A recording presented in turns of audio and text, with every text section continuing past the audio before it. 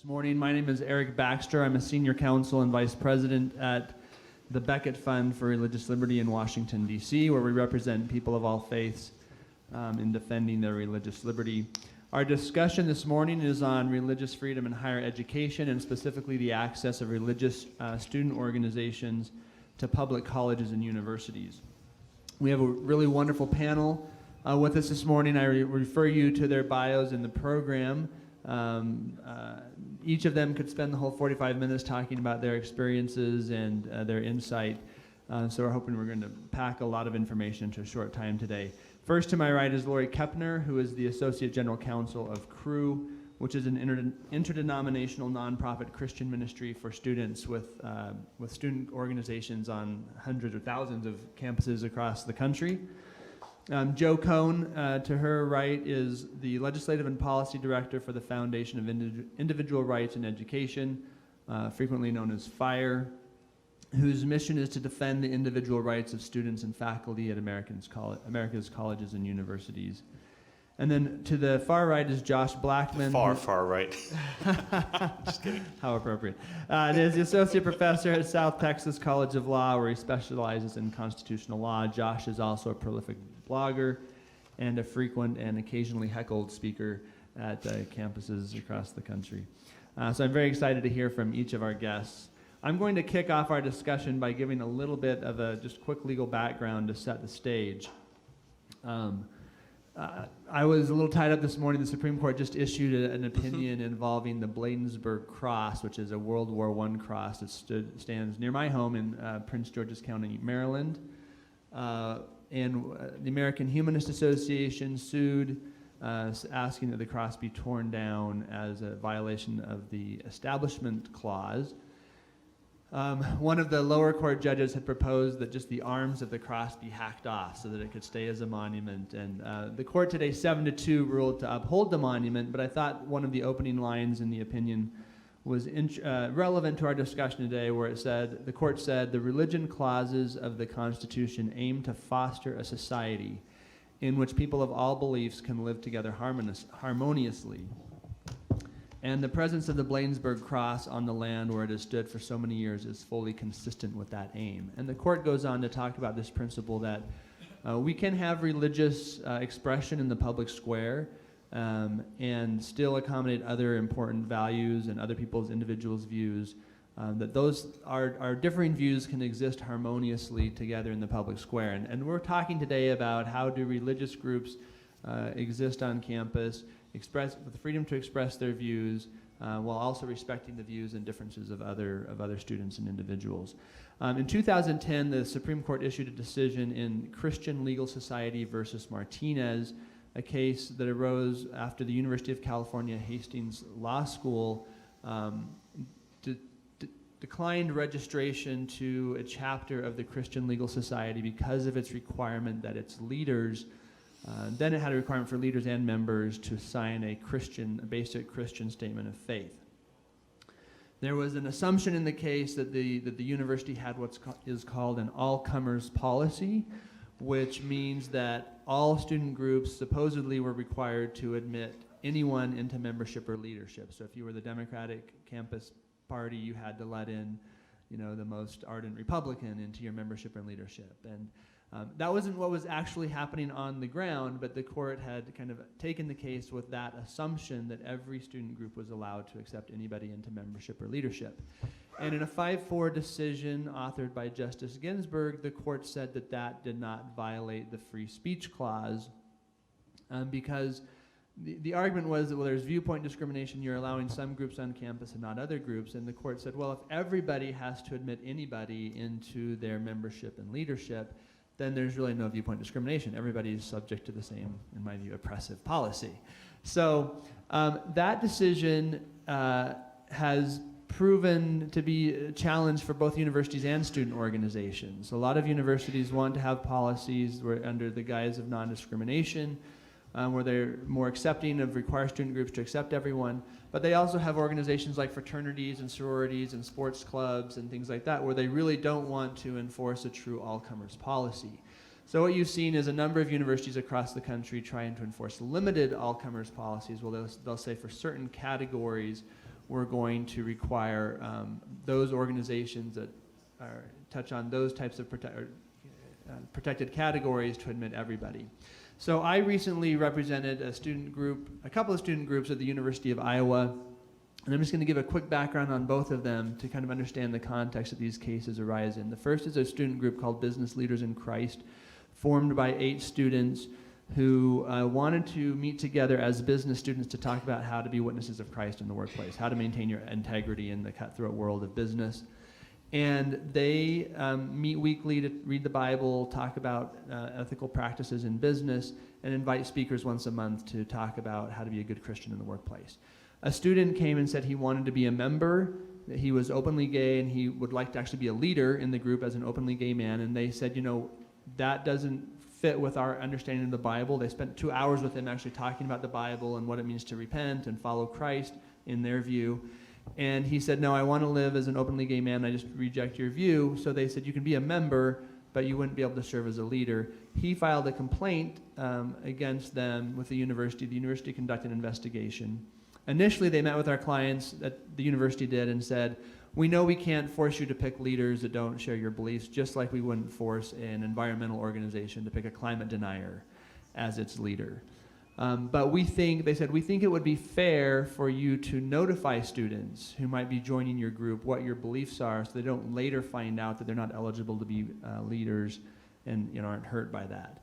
And so our clients agreed to do that, and they adopted a broad statement of Christian faith that included 3 statements about marriage, sexuality, and gender identity, especially specifically adhering to a traditional view of marriage between man and woman, no sexual conduct outside of that, and accepting one's God-given gender identity. Once that was submitted to the university turned around and said, these views are discriminatory on their face, and the university literally said, you have to revise your statement of faith or you won't be registered on campus. A judge initially said, you've got a problem with discrimination because you're allowing other groups on campus, like the Muslim group and a bunch of other groups, to require their leaders to be Muslim and so forth. So the court said, we'll give you 90 days to clean up your policy. Essentially, she told the university, go kick everyone else off campus. And in 90 days, we come back. Well, after that 90-day period, during that 90-day period, the university had kicked off another student group that we represent, InterVarsity Christian Fellowship, which just had a general standard of Christian faith, no specific standards on standards of moral conduct or anything like that. And the university said, you have to remove those leadership requirements from your constitution, and our clients responded and said, well, can we at least encourage our leaders to be Christian? And the university said, no, you can't encourage them to be Christian. So we ended up prevailing in that case, partly because the university continued to not apply that policy equally to everyone. Most notably, the student who had filed the initial complaint started his own gay-affirming Christian organization that required its leaders to sign a statement of faith in accordance with his religious beliefs. And so at the end, we had a case where we had 13 religious groups that had been kicked off campus, including Sikhs, a Sikh organization, a Muslim organization, the Latter-day Saint Student Association, the J. Reuben Clark Law Society, a number of Christian, Jewish organizations, but his organization was not kicked off campus. And so we ended up prevailing with that judge that there was an obvious problem of viewpoint discrimination. So that gives you a little background of the kinds of issues that arise in this context. So I want to start by just asking Lori, with her work with Cru, what do you see as the scope of this problem? How broad is it? A lot of schools have, we've seen a lot that when schools enact these policies, when we file a threat letter, they back down. What's the impact that you're seeing and the scope of the problem? Yeah, thanks, Eric. It's really great to be here. It's just been a lot of fun to engage with so many people. I do represent Cru. We're one of the largest Christian ministries that has college chapters for our groups. We have a couple thousand around the country. And the importance of religious student groups is huge. So I want to start with that. There's this sense of community, belonging, It's a safe place to explore faith, which students don't always find in their academic experience on the campus. There's a space to address the complexities of life, the meaning of life, helping students remember that they are more than just academic machines, that they have individual lives. And so having the presence of these religious student groups, as well as many other groups that allow for exploration of their unique interests, is really important.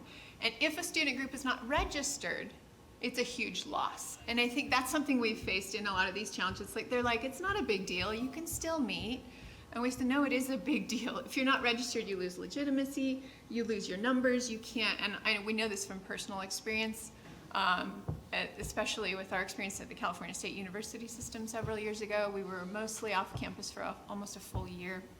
And so we lost a tremendous amount. Students don't feel like they're welcomed with their faith intact.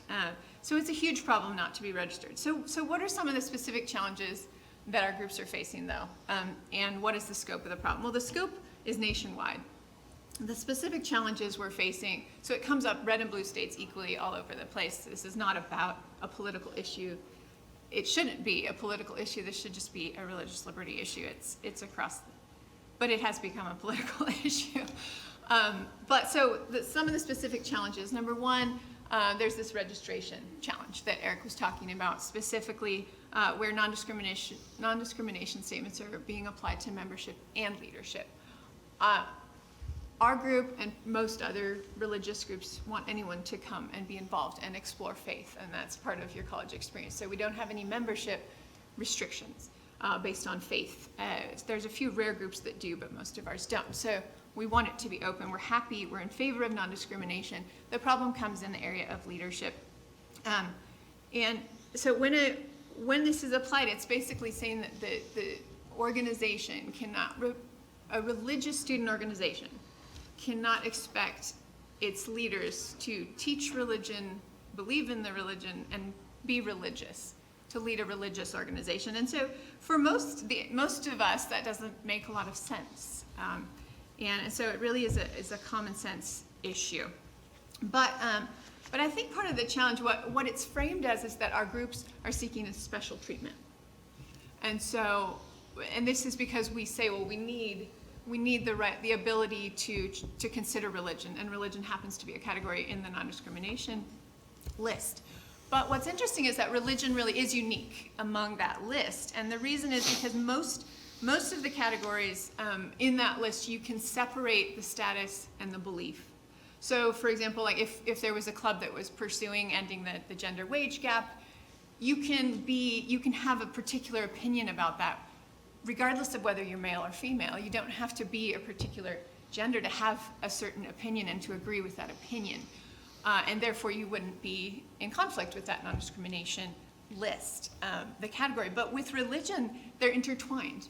The very definition of being a certain religion means you believe those things. And that inseparability creates a problem for our groups, because we're different from other groups. They're allowed to expect agreement with their goals, and we're not suddenly, because they're religious. And so that's a huge problem, but universities are so afraid to be seen as treating us with special treatment that they just completely ignore that reality, and it's just seemingly not understood on many levels. And an example of that would be a few years ago at Indiana University, they wanted to update their policy to be progressive and apply it to leadership and membership. In a FAQ document specifically, they said, well, religious groups, yes, we are saying religious groups cannot have religious leadership requirements, but other groups can still require agreement with their core purposes. They admitted this. And then they also gave fraternities and sororities the ability to have that exception and consider gender, because they don't want to make them upset. So our students engaged, they wrote comments, I wrote letters, we engaged with administrators. We got 19 religious student groups to sign on to a letter saying, this is a problem. Of all different religions, we all think it does matter. And this is not about discrimination as much as it's about identity and preserving our authentic religious identity in this space. So that's one area of challenge, and with an example. Another area of challenge is funding. This has been ongoing for years, where despite very clear Supreme Court precedent that student groups, this is what's called a limited open forum, and student groups should, with student activity fees, should be equally divided, and student groups having different perspectives should all be able to get this funding.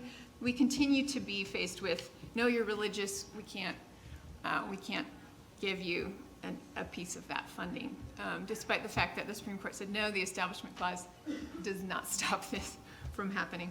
A third area is targeting disfavored speech in particular. And so this can come with solicitation policies, tabling policies unfairly enforced. In our case, it's often trying to stifle spiritual conversations that we're having on campus, that our students are just wanting to have, part of learning to express their faith, integrate their faith into their whole lives.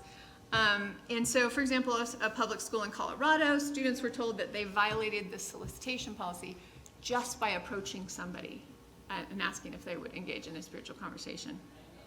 On another school, a school in Minnesota, there were 2 students that we had who, they approached a girl, they said, hey, can we talk to you? Can we sit down and have a spiritual conversation? And respectfully, and she let them sit down, they had a conversation, they closed it, they thought it was fine. Then she walked away and filed a complaint with the university. She didn't tell them she didn't want to talk, but she filed a complaint with the university, and the university brought them in and said, you violated our solicitation policy. And they said, wait, well, can we explain? No, you can't explain, you violated it. And so nothing ultimately happened in that case, but in the other case, we had to get a policy change, and it was quite the process. So where is this coming from? So we see it's a big scope. Where is it coming from? I just have a couple thoughts. And I'm speaking longer here to set it up so that we can really, I think because of my perspective as being both the broad view of being with Cru, and I work with groups all over the country, but I also am a campus minister on a particular campus experiencing what students are experiencing. So I wanted to just give that broader setup. So where's it coming from? I think number one, there's a couple of cultural beliefs that I think are driving this. Number one, I think, is that religion really is seen as a private, individual, culturally constructed reality, and that's the narrative common on the university. And what the result of that is that the concept of a group association, a group expression of faith, is not as valued because the individual one is so valued, and it's private. So this expression and association is just not as valued because of that. Another aspect of that privacy is that public practices of the faith are also not viewed as important to protect, particularly if they interfere, if they come in conflict with some of the values that the university has deemed more important, like reducing offensive speech or stopping what they consider discrimination in different areas. So let's just address that straight on, this concept, and it's been talked about here at this conference quite a bit, this framing of non-discrimination versus religious liberty is a huge problem for us. Our groups don't want to discriminate. We really don't. We don't like that the narrative is all about a particular issue, that it hinders our ability to work across faiths when people say, oh, you're Christian, you must be wanting to hate a particular group. But people represented by Blink groups challenge it. We don't want to focus on that issue. We want to partner with all religious groups. This is about our identity. That framing is really problematic. I think Professor Richard Garnett, I was reading his article on wrongful discrimination. I think it's helpful because discrimination is used as a weapon, the word. But when it's paired with wrongful, I think that can help us have a better conversation, because yes, we are discriminating when we say we want someone who's qualified in our religious tradition to teach. But we're discriminating in not a wrongful way, because this person is representing our beliefs. So there's this sense, like if you discriminate in what cereal you choose for breakfast, you are discriminating against, the Cheerios, but that's not wrongful discrimination. So it's when is it appropriate? But that conversation doesn't happen because the word discrimination just is a weapon. So that's been a problem for us, and we really want to undo that. So the second area where I think it's coming from is there's a values clash, and religious groups can be demonized because of this values clash that we heard about this morning when Mr. Givney was sharing as well. And we see that public schools and private schools. I won't go into the Iowa case since he mentioned that. That would be a public school example. There's also a private school in Florida where there were these huge protests against our group and another group that were trying to get on this campus, and they labeled us hateful, and they told everyone what we believed without asking us or talking to us about it, really. It's kind of that case of creating a straw man that you can tear down. And so that was done very publicly in a way to try to blackball our group.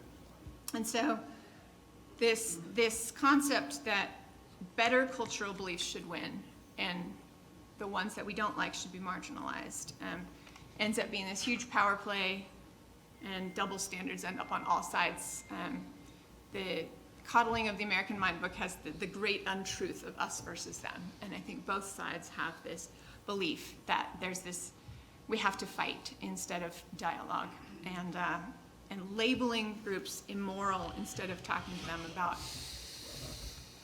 what, letting them express themselves in a way that's, hey, we want to care for individuals, we want to support them and come around them. So what happens to the students involved? This is my very last thought here. Most of our students don't want to be political. They just want to do ministry. They just want to have a safe place of belonging. They want to interact with their fellow students and serve. They actually want to engage very compassionately across all ideological.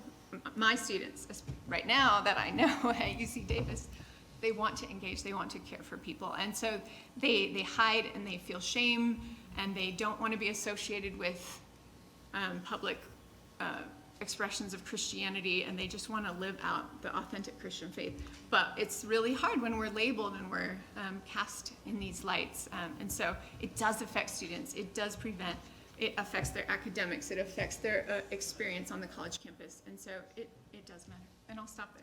Well, thank you. That's a really excellent background to help facilitate our discussion. And it's consistent with what I've seen when we've worked with student groups, that they really want to be focusing on sharing their faith. That's what they're there for, and they get caught in these kind of political headwinds, and it's very disruptive to their personal studies, to their ministries, and so this is an important issue for those students. I want to turn to Joe. In our experience in the University of Iowa, after we prevailed in the district court, the Iowa legislature passed a law that explicitly protected all student groups on campus, making clear that student groups of all ideologies, stripes, missions, whatever, that they're free to choose leaders who embrace their mission, which makes a lot of sense. But there's been a kind of a mixed reaction in state legislators across the country, so I wonder if Joe could just talk about kind of the broader effort, what's going on across the nation, and what works and what doesn't work in trying to talk to legislators and others who have a hand in passing these kinds of laws, because what we've seen is that in certain states where you have a certain makeup in your legislature, you can get these bills passed. In others, you have to have the right approach, and I think there are a lot of people who probably are thinking about this from their perspective of their own states, and it'd be helpful to kind of hear from you what you think works and doesn't work in working with legislators. Thank you, Eric, and thank you, Lori, for setting the table. So much of this conference has been dedicated to exploring the tensions between religious liberty and LGBT rights and other forms of potential conflicts with anti-discrimination law. And this issue also goes right to the heart of that tension. Because what's happening, as Lori was explaining, is a well-intended effort from campus administrators to ensure that all of their students are welcome, in what they view as all corners of university life. What they're doing with all-comers policy, however, is picking diversity within groups over diversity of groups. So rather than being upset if a university were to say, allow an anti-LGBT group but forbid a pro-LGBT group, the idea is that folks can't have strong religious points of view. And to be frank and to be honest, we have to acknowledge that some religious organizations have views that are very hostile to that community. Okay, and that's part of the fabric of the diversity of religious organizations. Every one of us have religious groups of which there are at least some of their values which we find abhorrent. Maybe many other traditions that we think are wonderful at the same time in those same groups. So you can't really kind of gloss over the fact that these tensions are real, that campus administrators are put in this position of trying to sort out the complexity of how to make all students feel welcome. So the CLS versus Martinez decision comes down, and it doesn't require schools to allow all students into all organizations, but the Supreme Court said it isn't a violation of the First Amendment if they do. So we disagree with that ruling, a 5-4 ruling, but the Supreme Court said it's not a First Amendment violation.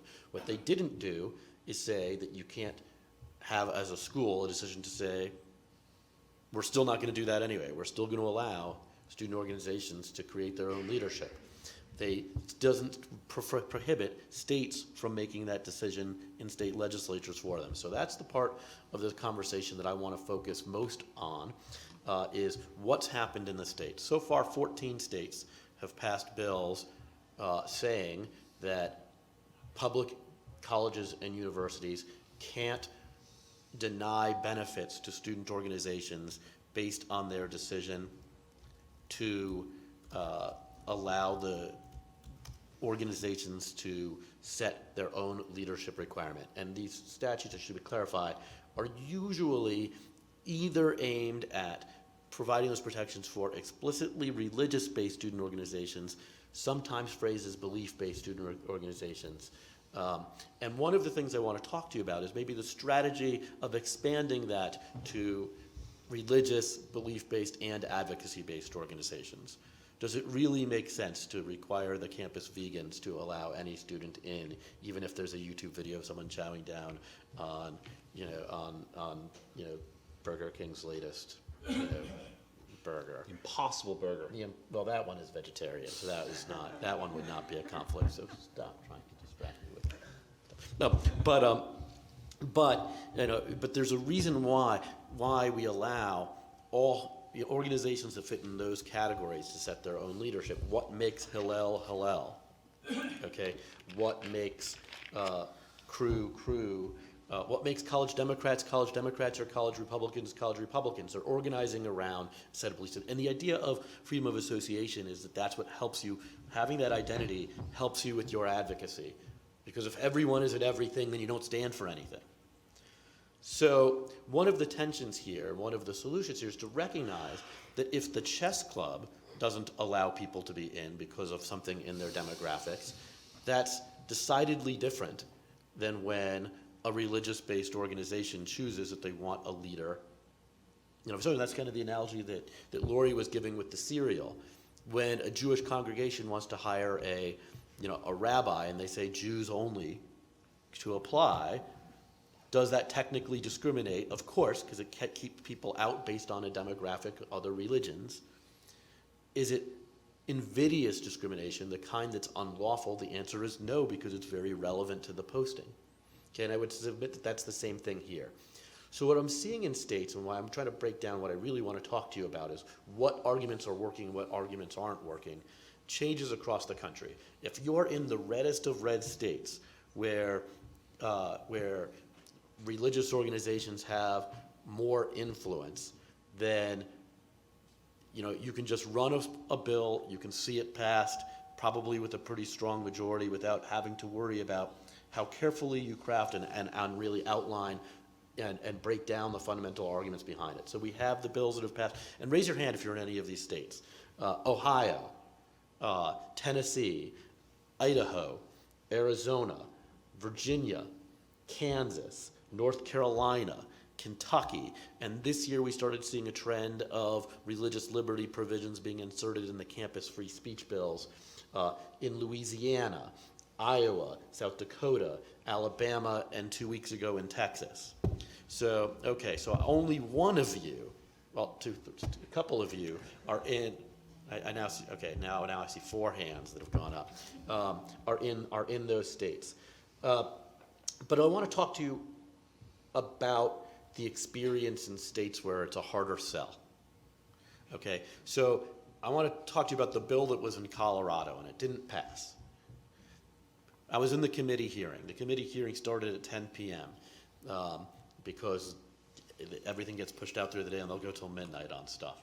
And I sat through 2 hours of testimony of evangelical Christian students making the argument that they are the victims on college campuses, that college campuses are inhospitable to them, this is proof of it, and that they need this bill to stop and turn this dynamic around. That argument went over like a lead balloon to all of the Democrats on the committee who were in majority, and it also lost a good portion of the Republicans.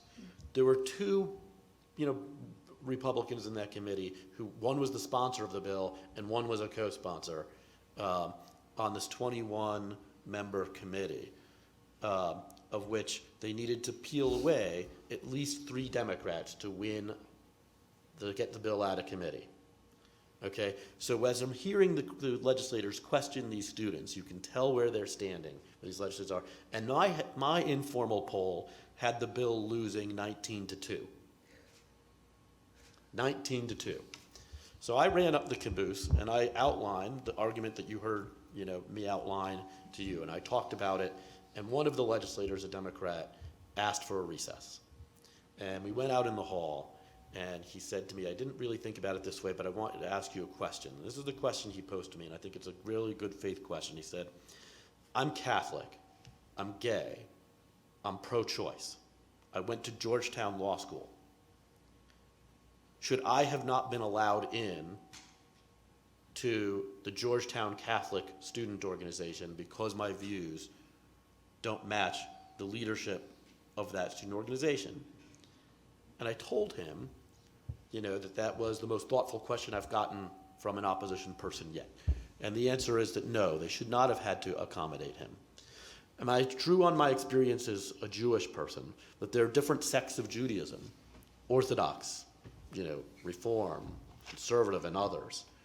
And that if there was an Orthodox student organization on my college campus, I'm a Reformed Jew, I did not have the right to force them to adjust to me. I could, if I could find enough other Reformed Jews on campus, formulate my own Jewish Reformed student organization. And if he wanted to form a Catholics for Choice organization, he should have every right, and I hope he would take my card. And if he learns of any student who faces that problem, we'd be happy to litigate on their behalf if they were denied that right. But you can't force others to change their view. And he said that helped him really reshape how he thought about the issue. He ended up casting the deciding no vote. And it lost on a 10-11 vote in committee. And what he said when explaining his vote is he said, I understand this issue differently than I did before, but I don't change my mind on civil rights issues of such importance with 15-minute conversations without giving it a night's thought. Come back to me next year when I've had a chance to really ruminate on it further, because I really understand this differently now. And although we lost that vote and the bill was not introduced in future years, it wasn't my bill, I was just showing up to support it, to give him an opportunity to see and explore further, what it demonstrated to me is that we can connect to people who are skeptical on this issue if we talk to them with acknowledgement of the goals that they're trying to bring to the table too, and flesh out why we think it's a problem for us. So that's really what I had to say to you all today. I know that that's nuts and bolts politics, but I think the lesson here is we need to revise in all of our things how we discuss and engage with people who are skeptical of our points of view up front. And with that, I turn it over to back to Eric. Thank you very much for those comments. I really appreciate the perspective too. And just a reminder of the good faith of people on both sides. One of our experiences in litigating this is working with administrators, seeing that a lot of times it's, they sense that in the back of their heads that there's some First Amendment problem with what they're doing, but they don't really understand the issues well enough. And they're acting, for the most part, out of a desire to make sure that all students feel included. But I know that this is also not an issue that affects just religious organizations. We've seen these issues for other student groups with different types of ideologies on different campuses across the country. And so I wanted to ask Josh just kind of his perspective, the broader perspective of what you're seeing on campuses across the country on this issue, And particularly with administrators and other university leaders, what you think can be done to kind of help broaden the conversation and kind of improve the understanding of these types of constitutional issues? Thank you so much, Eric, and also to Joe and Laurie. This is a wonderful conference. I usually speak at conferences where people agree with me on most things, or I speak at a conference where people disagree with me. I'm usually the token House conservative, or I'm actually speaking to the choir, and this is actually something in between where there are probably people in this room who strongly agree with me, and people who disagree, and people who have no idea who I am, which is always fun. My perspective on this is a little bit different. I am a constitutional law professor. I travel the country speaking on topics of constitutional law. Eric alluded to it. I've been heckled. I've been protested. And part of what I've been protested about happens to be my views on religious liberty. I gave a talk at the CUNY Law School in Queens, and they shouted me down. I won't go into the details, but one of their grievances, that list of grievances, they always do, was my perspective on religious liberty. I'm a member of a group called the Jewish Coalition for Religious Liberty. Evangelicals can't have all the fun. Help our own, I suppose. And people often think that those who seek religious liberty are just trying to create a shield for discrimination. Now, what I want to talk about is not necessarily the campus groups, but classroom dynamics, which is perhaps the most salient topic that I can contribute. It's become increasingly the case that students are afraid to speak up in class about their personal beliefs. And this fear can manifest in a couple different ways, right? First, it can manifest in the professor retaliates, that as a professor perhaps thinks lower of the student for voicing an unorthodox view. There's always a fear that exam scores might be weakened if they're reading an exam that doesn't conform to some sort of religious orthodoxies. And then the bigger concern is what FIRE makes a living out of, which is Title IX, which is a complicated federal law that prohibits gender-based discrimination very broadly on campus, but it's been expanded in many regards beyond just, physical assault or even sexual harassment. Students now actually have I think, a credible fear that their own views in class participation could be turned against them, and often professors and administrators fight back. So the message that I always give to students, and I make this point very clear, is that if you have some idea in your head and you keep it to yourself, you are doing everyone a huge disservice. Let me explain why. If there's a class of 100 people and you have that idea, there are probably 10 other people who share the same idea. But by you keeping your mouth shut, you're creating the appearance that they're the only one. And if no one speaks up, then no one has the idea that other people share their perspectives. So the advice I always try to impart is never be afraid to speak your conscience, especially in class. You're a student once in your life. You're there for 4 years, 6 years, but how long it takes to graduate. But you should never hold back your concerns. And by voicing these views in class, you then create platforms for extracurricular activities like Crew and other groups of this sort that you can then spread these messages. But it's very critical that students not feel afraid to speak. Now, if they are being retaliated against for engaging in various types of religious speak, call Joe, call FIRE. I think they're a very powerful group. And what you often see is the close intersection between the free exercise of religion and the freedom of speech. I don't think you can even disentangle them because my right to speak about my faith is speaking.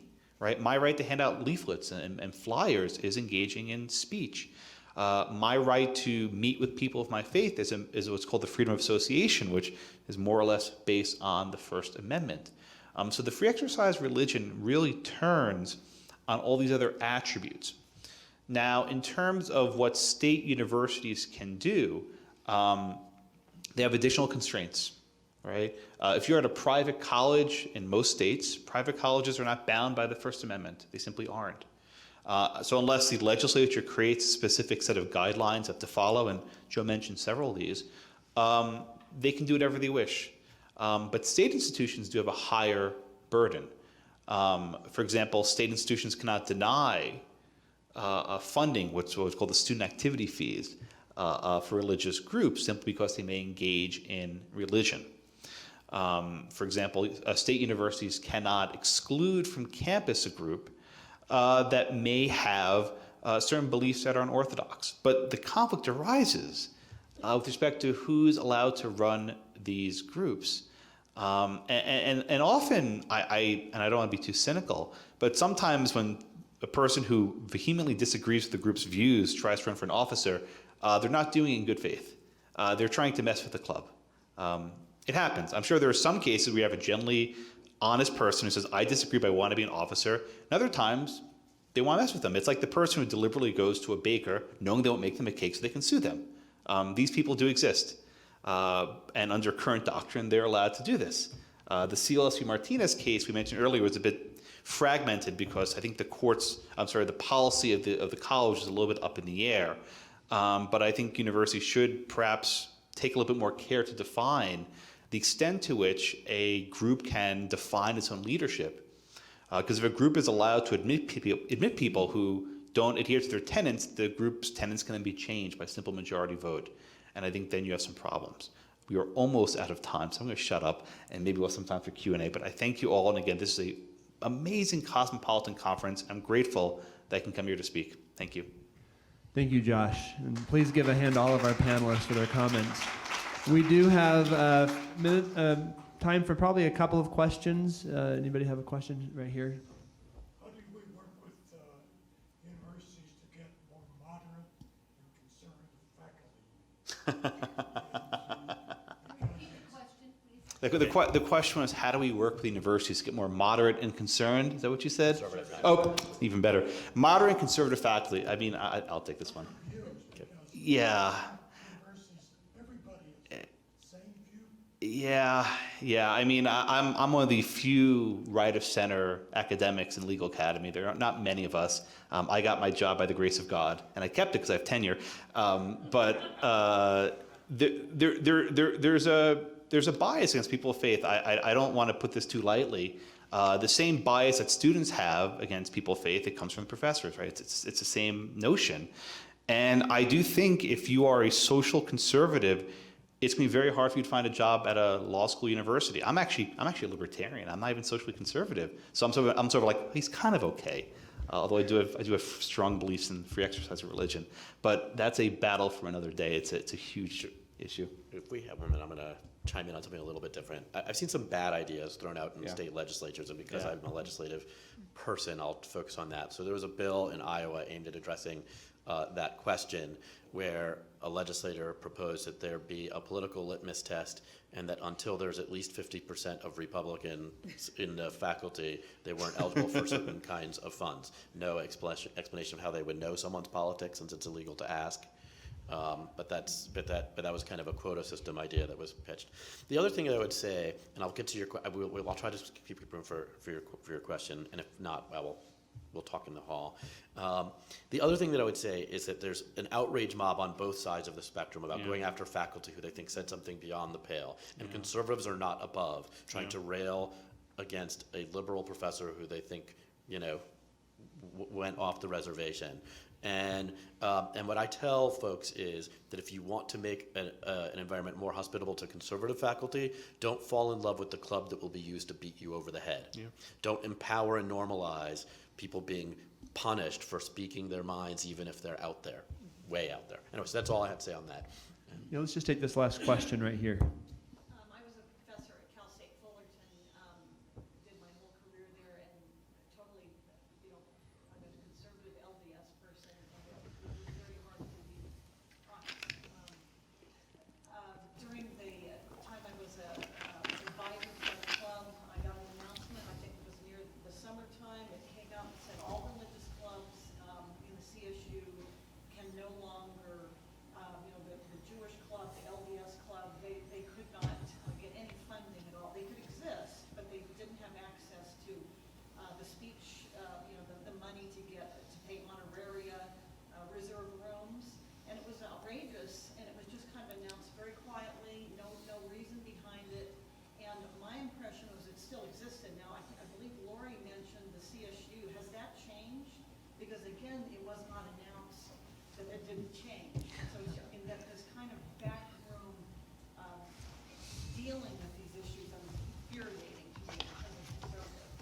Yeah, the California State University system, that the California in the Ninth Circuit, and there's a case called Reed in the Ninth Circuit that says that not only can they do the all-comers policy, but they could also actually have specific, they can apply the more limited all-comers policy, as Eric was talking about, that applies only to the specific categories.